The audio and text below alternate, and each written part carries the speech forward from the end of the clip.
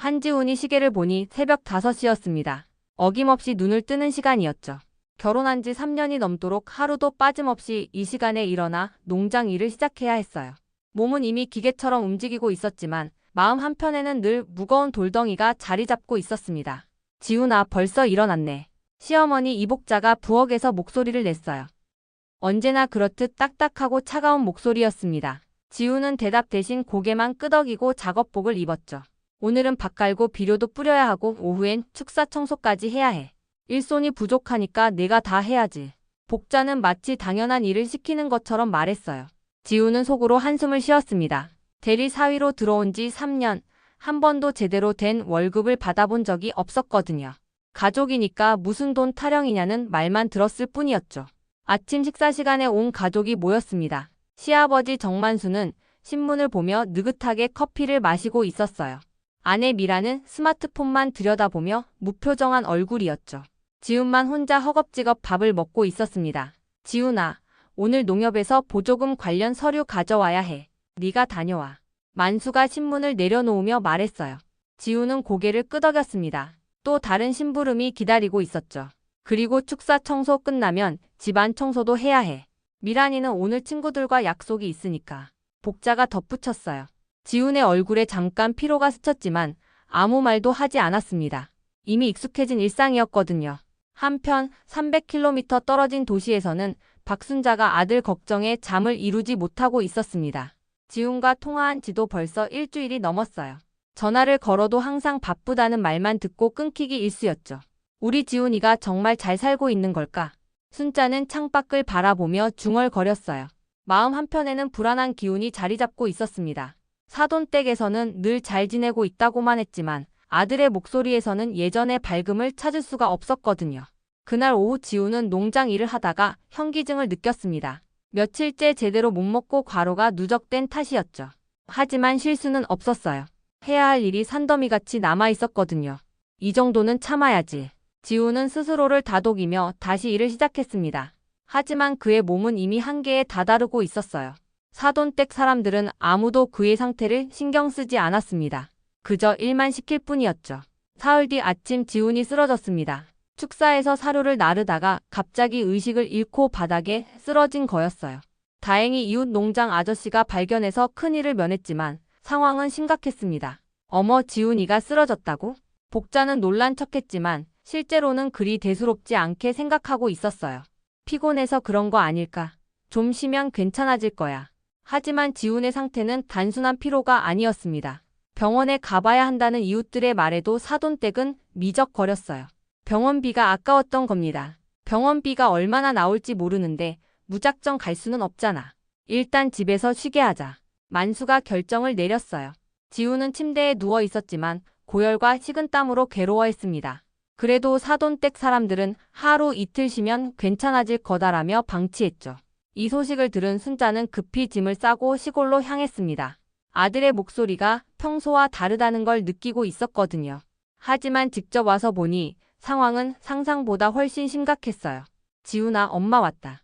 순자가 방문을 열고 들어가자 지훈은 비쩍 마른 모습으로 누워 있었습니다.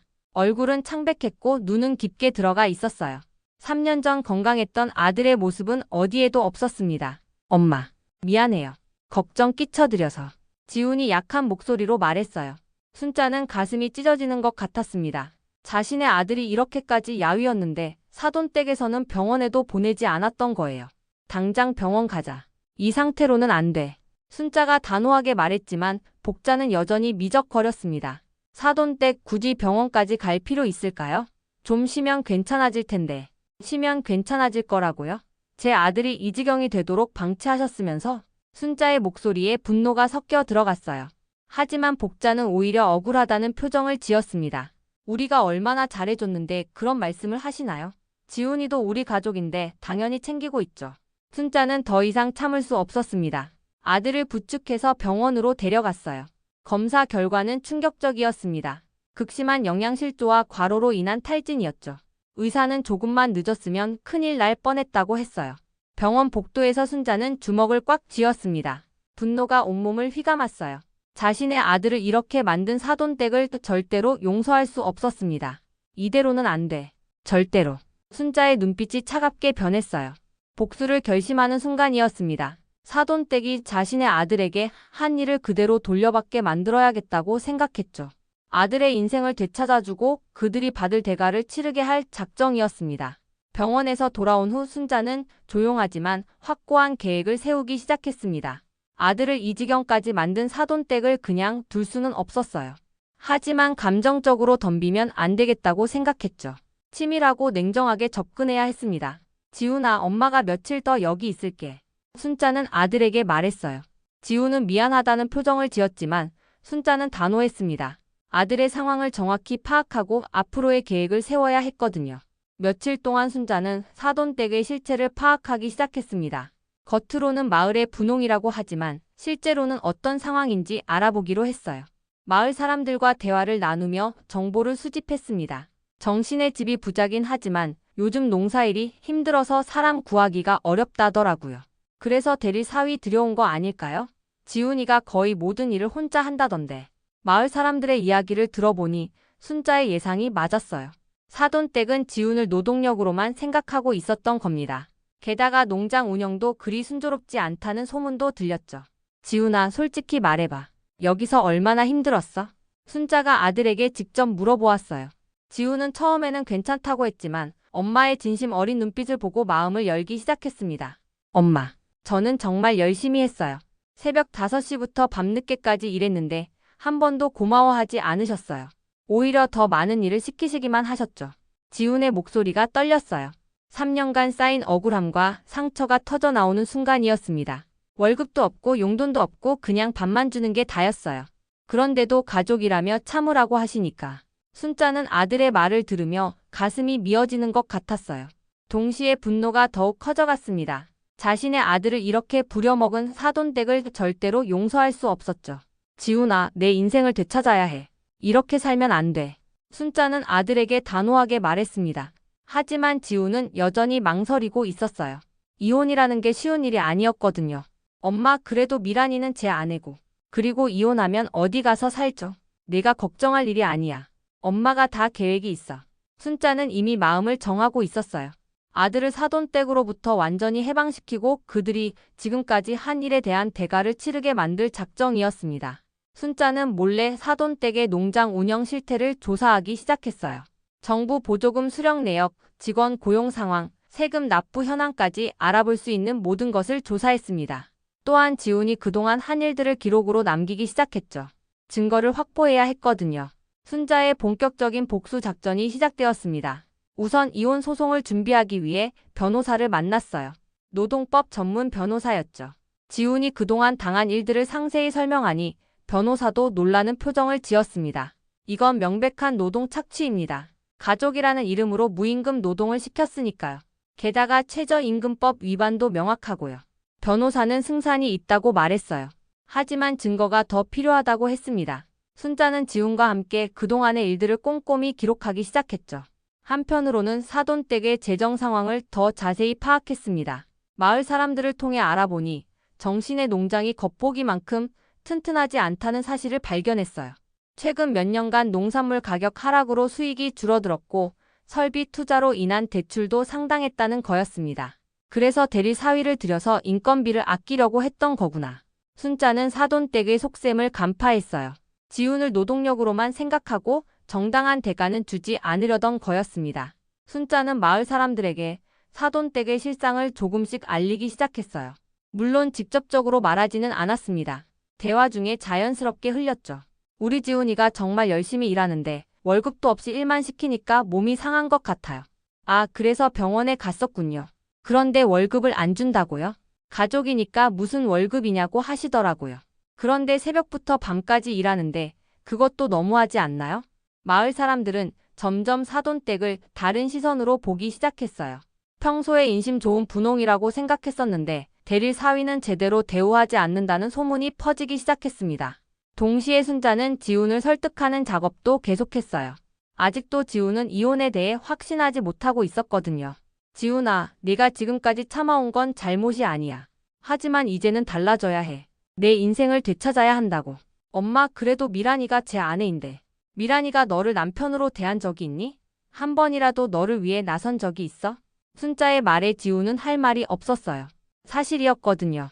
미라는 지훈이 힘들어할 때도 무관심했고 오히려 부모 편에 서서 지훈에게 더 많은 일을 시키기도 했으니까요. 순자는 또한 사돈댁의 불법 행위들을 조사하기 시작했습니다. 정부 보조금을 받으면서도 실제로는 외국인 노동자들을 불법 고용하고 있다는 사실을 발견했어요. 게다가 세금 신고도 제대로 하지 않고 있었습니다. 이제 준비가 다 되었어. 순자는 확신에 찬 표정으로 말했습니다. 이혼 소송과 함께 사돈댁의 불법 행위들을 관련 기관에 신고할 준비가 끝났어요. 사돈댁이 지금까지 저지른 일들에 대한 대가를 치르게 만들 시간이 온 것입니다. 본격적인 법적 절차가 시작되었습니다. 순자와 지우는 변호사와 함께 이혼 소송을 제기했어요. 동시에 노동부의 임금 체불 신고를, 국세청에 탈세 의혹 신고를, 출입국 관리소에 불법 고용 신고를 했습니다.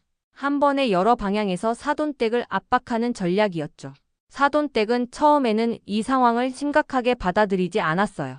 복자는 오히려 화를 냈습니다. 우리가 지훈이를 얼마나 잘해줬는데 이런 식으로 나오나. 배은망덕도 유분수지. 하지만 법원에서 첫 번째 조정이 열렸을 때 상황은 달라졌어요. 판사는 지훈이 그동안 받은 대우에 대해 심각하게 받아들였습니다.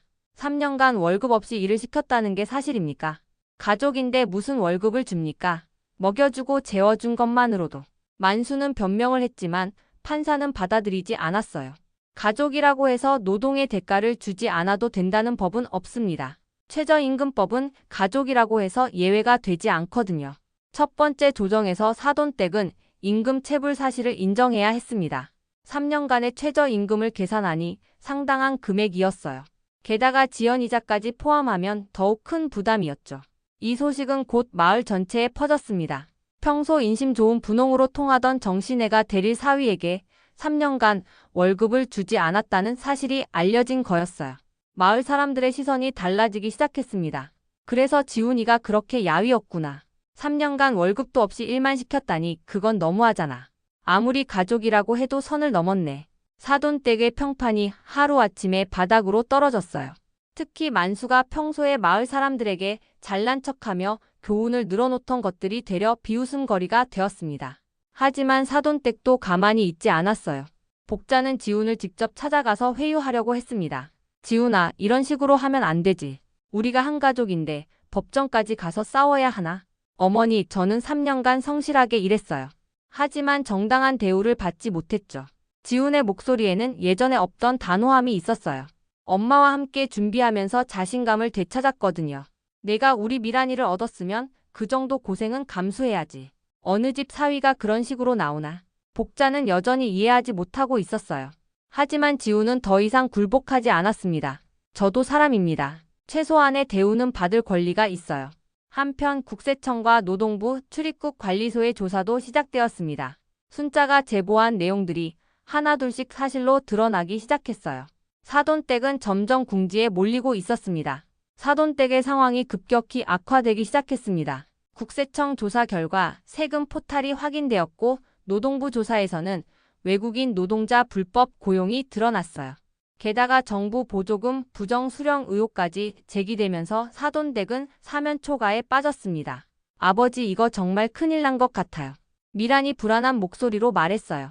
평소에는 무관심했지만 집안이 위험해지니까 걱정이 되기 시작했던 거죠. 괜찮아. 조금 시간이 지나면 다 잠잠해질 거야. 만수는 여전히 낙관적이었지만 실제로는 마음이 조급해지고 있었어요. 농장 거래처에서도 하나둘씩 등을 돌리기 시작했거든요. 정신의 농장하고는 거래 중단하겠습니다. 이미지에 좋지 않은 영향을 끼칠 수 있어서요. 주요 납품 업체들이 연락을 끊기 시작했어요. 평소에 관계가 좋다고 생각했던 사람들도 하나둘씩 멀어졌습니다. 사돈댁의 경제적 기반이 흔들리기 시작한 거였죠.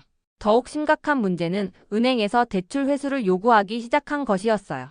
신용도가 떨어지면서 기존 대출의 연장이 어려워졌습니다. 아니, 갑자기 대출을 회수하겠다고 하면 어떻게 해요? 복자가 급하게 말했어요. 농장 운영 자금의 상당 부분이 대출에 의존하고 있었거든요. 한편 순자는 마을 사람들과의 관계를 더욱 깊게 만들어가고 있었습니다. 사돈댁의 실상을 알리는 동시에 지역 사회에서 그들을 고립시키는 작업을 계속했어요. 정신애가 평소에 우리를 무시하던 것 기억하세요? 분홍이라고 잘난 척하면서 말이에요. 맞아요. 그런데 대리 사위는 그렇게 부려먹었다니 정말 두 얼굴이네요. 마을 사람들의 여론은 완전히 사돈댁에 등을 돌렸어요. 평소에 쌓인 불만들이 이번 기회에 터져나온 거였습니다. 사돈댁은 마지막으로 지훈을 회유하려고 시도했어요. 만수가 직접 나섰습니다. 지훈아, 우리가 잘못했어. 앞으로는 제대로 된 월급도 주고 내 의견도 존중할게. 그러니까 소송은 취하하자. 하지만 지훈은 더 이상 흔들리지 않았어요. 엄마와 함께하면서 자신의 가치를 다시 깨달았거든요. 아버지, 너무 늦었어요. 저는 이미 결심했습니다. 내가 이 집을 나가면 어디서 살 거야? 아무런 기술도 없으면서. 만수는 마지막으로 위협까지 했지만 지훈은 단호했습니다. 제가 살아갈 방법은 제가 찾겠어요. 더 이상 여기서 노예처럼 살 수는 없거든요. 결국 사돈댁의 회유는 실패로 끝났어요. 오히려 지훈의 의지만 더욱 단단하게 만들었습니다. 순자는 아들이 변화하는 모습을 보며 뿌듯해했어요. 드디어 자신의 인생을 되찾으려고 하는 아들의 모습이 자랑스러웠거든요. 사돈댁 내부에서도 갈등이 시작되었습니다. 미라는 부모를 원망하기 시작했어요. 왜 지훈 오빠를 그렇게 대했어요? 이제 우리 집안 망신만 다 됐잖아요. 내가 뭘 안다고 그런 소리 하니? 우리가 얼마나 잘해줬는데. 복자는 여전히 자신들이 잘못했다는 것을 인정하지 않으려고 했어요. 하지만 현실은 점점 더 악화되고 있었습니다. 농장 직원들도 하나둘씩 그만두기 시작했어요. 임금 체불 소문이 돌면서 누구도 사돈댁에서 일하려고 하지 않았거든요.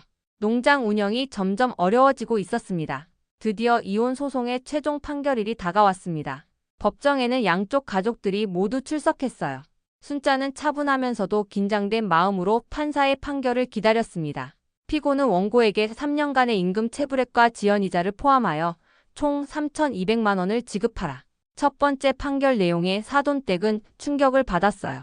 예상보다 훨씬 큰 금액이었거든요. 또한 피고 측의 노동 착취 행위가 명백히 인정되므로 이혼을 허가하며 원고에게는 위자료 500만 원을 지급하라. 판사의 판결은 명확했습니다. 지훈의 완전한 승리였어요. 사돈댁은 아무 말도 할 수 없었습니다. 법정을 나서면서 순자는 아들의 어깨를 토닥였어요. 수고했어, 지훈아. 이제 진짜 내 인생이 시작되는 거야. 지훈의 눈에는 눈물이 맺혔어요. 3년 만에 처음으로 느끼는 해방감이었습니다. 한편 사돈댁의 몰락은 가속화되었습니다. 법정에서 받은 판결로 인해 신용도가 완전히 바닥을 쳤어요. 은행들은 대출 회수를 강행했고 결국 농장을 경매에 넘겨야 하는 상황에 이르렀습니다. 아니야, 이럴 수는 없어. 만수는 절망했지만 이미 돌이킬 수 없었어요. 평생 일궈온 농장이 경매로 넘어가는 것을 지켜봐야 했습니다. 국세청의 세무조사 결과도 나왔어요. 수년간의 탈세가 적발되면서 막대한 추징금이 부과되었습니다. 거기에 노동부의 과태료, 출입국 관리소의 벌금까지 더해지니 사돈댁은 완전히 파산 상태가 되었어요. 우리가 뭘 잘못했다고 이런 일이. 복자는 여전히 현실을 받아들이지 못하고 있었지만 이미 모든 것이 끝난 상황이었습니다. 마을 사람들도 더 이상 사돈댁과 어울리려고 하지 않았어요. 평소에 잘난 척하던 것들이 모두 거짓이었다는 게 드러났고 대리 사위를 노예처럼 부려먹었다는 사실에 분노했거든요. 그래도 사람은 사람답게 대해야지. 아무리 대리 사위라고 해도 말이야. 맞아. 그런 식으로 사람을 대하면서 무슨 분홍이야. 사돈댁은 마을에서 완전히 왕따가 되었어요. 아무도 그들과 거래하려고 하지 않았고 인사조차 받지 않았습니다. 미라는 결국 친정을 떠나기로 결정했어요. 더 이상 이 상황을 견딜 수 없었거든요. 엄마, 아빠, 저는 서울로 올라갈게요. 여기서는 더 이상 살 수 없어요. 하지만 복자와 만수를 따라갈 곳은 아무 데도 없었어요. 농장도 집도 모두 경매로 넘어갔고 빚만 남았거든요. 지훈은 순자와 함께 도시로 올라왔습니다. 3년 만에 되찾은 자유였어요. 비록 모든 것을 새로 시작해야 하지만 마음만은 가벼웠습니다. 엄마, 정말 고마워요. 엄마가 아니었으면 저는 평생 그렇게 살았을 거예요. 뭔 소리야. 당연한 일을 한 거지. 이제 내가 하고 싶었던 일들을 찾아봐. 사돈댁의 완전한 몰락과 지훈의 해방. 순자의 복수는 완벽하게 성공했습니다. 지훈의 목소리에는 자신감이 넘쳤어요. 예전의 위축된 모습은 완전히 사라졌습니다. 자신의 사업을 통해 경제적으로도 안정되었고 무엇보다 자존감을 되찾았거든요. 물론 사돈댁에서 당한 일들은 잊을 수 없지만 그것을 바탕으로 더 나은 미래를 만들어가고 있었습니다. 사돈댁은 어떻게 됐는지 들었어? 순자가 조심스럽게 물어보았어요. 사실 가끔씩 소식을 듣고 있었거든요. 들었어요. 농장 경매로 넘어간 후에 뿔뿔이 흩어졌다고 하더라고요. 만수 아버지는 다른 농장에서 일꾼으로 일하신다던데. 지훈의 목소리에는 복수심이나 분노가 담겨 있지 않았어요. 오히려 담담하면서도 약간의 안타까움이 느껴졌습니다. 미란이는 서울에서 혼자 살면서 작은 회사에 다닌다고 들었어요. 이혼 후에 한 번 연락이 왔었는데 미안하다고 하더라고요. 순자는 아들이 성숙하게 변한 것을 느꼈어요. 복수보다는 자신의 발전에 집중하고 있었거든요. 하지만 마음속으로는 그때의 분노와 결단력을 떠올리고 있었습니다. 자신의 아들을 지키기 위해서라면 무엇이든 할 수 있다는 것을 증명했었거든요. 아들의 복수가 완성된 것이 아니라 아들이 진정한 행복을 찾은 것이 가장 큰 성과였습니다. 저녁 식사를 마치고 차를 마시면서 두 사람은 조용한 시간을 보냈어요. 창밖으로 보이는 도시의 야경이 아름다웠습니다. 과거의 어둠을 뒤로하고 밝은 미래를 향해 나아가는 것처럼 느껴졌거든요.